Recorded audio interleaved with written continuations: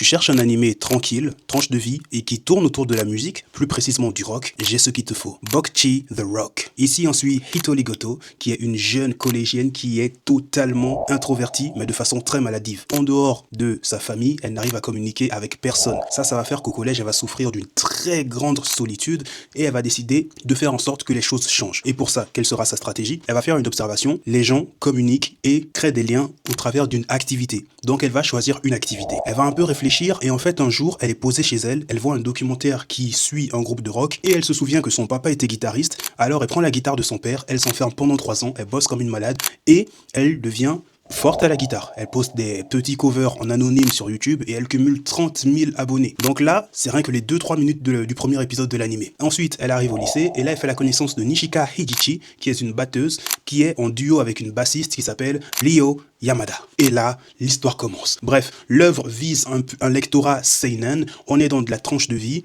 et on est avec des personnages, que ce soit Hitoli, le personnage principal, ou Ryo, la bassiste, ce sont des introvertis à leur manière, et on va voir comment ces introvertis vont s'exprimer dans leur carrière artistique. Je vous en dis pas plus, je vous laisse découvrir ça. Moi, personnellement, j'adore cet animé pour l'instant, je suis à l'épisode 3, donc voilà, bon visionnage à vous.